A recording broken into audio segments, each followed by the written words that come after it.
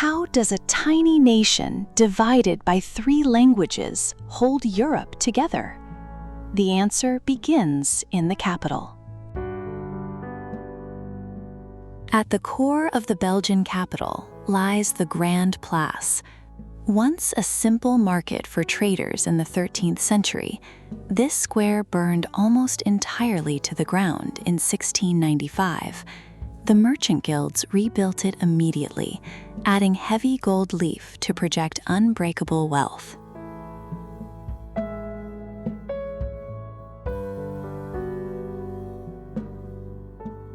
The Brussels town hall survived the bombardment that destroyed the rest of the square.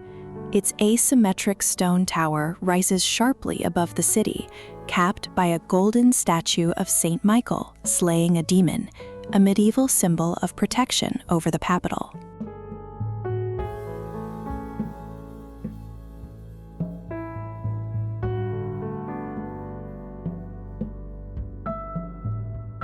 Beyond the historic center, neighborhoods like Watermael-Boitsfort follow a garden city design, arranging uniform brick houses around communal green spaces.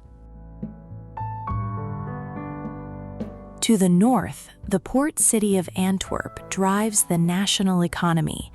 The historic Antwerp City Hall anchors the old town, while the red stone and glass of the central station mark a hub of European transit. Further out, modern wind turbines line the busy harbor, powering one of the largest shipping centers on the continent.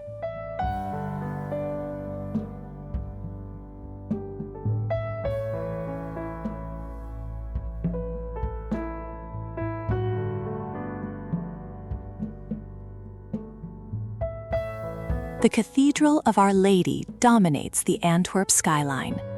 Builders worked on this Gothic structure for nearly 170 years, yet left one spire permanently unfinished. Today, its completed stone tower serves as a navigational landmark for ships navigating the Scheldt River.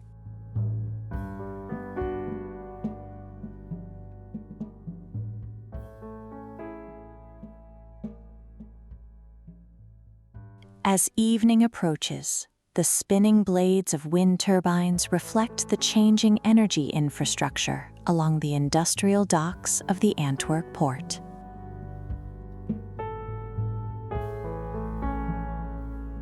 West of Antwerp, the city of Ghent preserves a heavy stone fortress right in its center.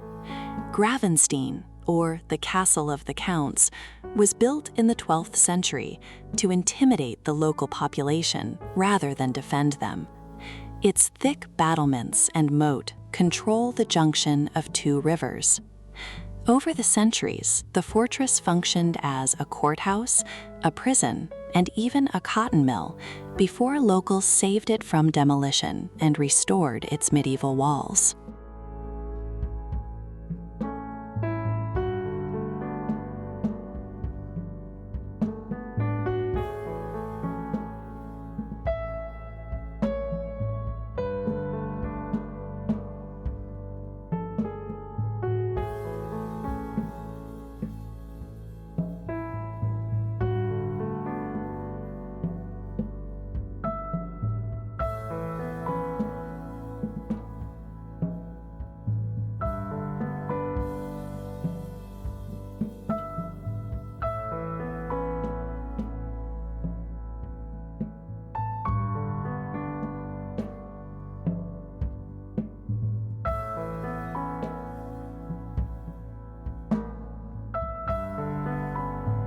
Nearby, the Belfry of Ghent rises above the Old Cloth Hall. For centuries, its bells regulated the working hours of the city's textile merchants. Further west, the Bruges canal system weaves through traditional Flemish architecture.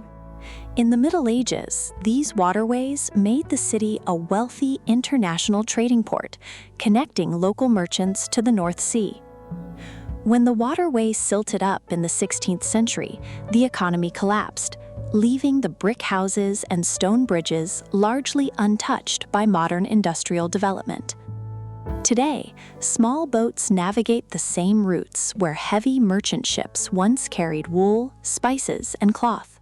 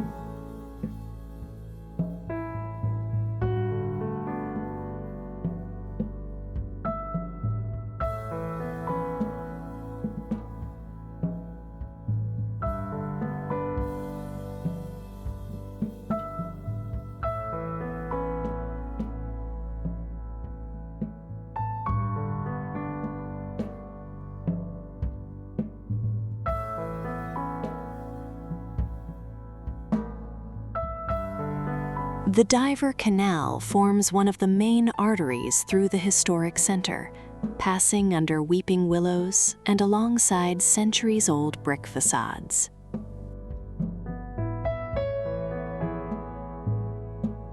The Belfry of Bruges anchors the central market square.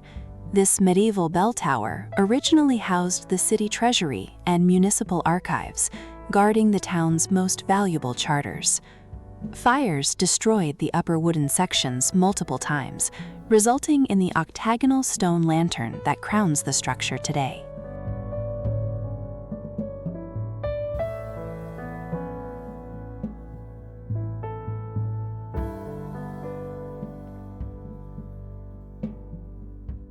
The dense layout of Gothic roofs and winding streets radiating from the tower remains largely unchanged since the height of the Flemish Renaissance.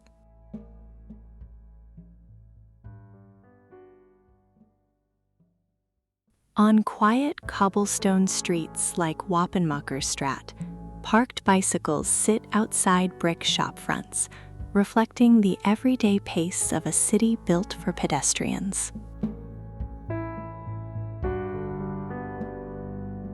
In the southern region of Wallonia, the landscape shifts from flat plains to rolling hills and deep river valleys. Here, historic fortresses like the citadel of Namur command the high ground above the somber river. Further south, the town of Dinant features its own imposing citadel. These military strongholds were carved directly into the rocky cliffs to control trade routes and defend against invading armies crossing the Meuse River Valley.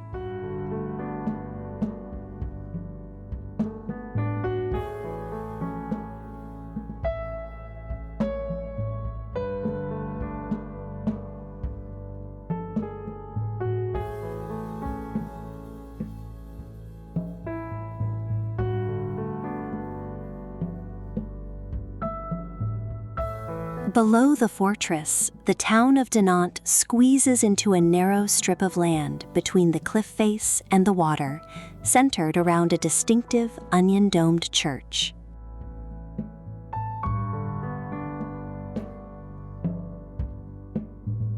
As darkness falls, streetlights illuminate the riverbank. The Meuse River reflects the glow of the bridge, and the traditional European facades lining the water.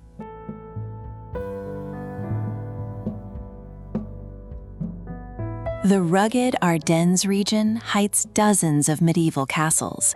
Structures like the Château de Walzin sit perched on sheer limestone cliffs above winding rivers, while others occupy grassy hillsides.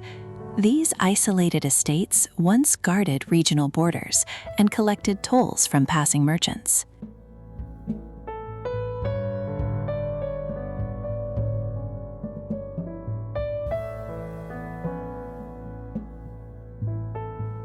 Deep in the Ardennes, stone ruins overlook towns like La Roche and Ardennes, marking the sites of forgotten feudal conflicts.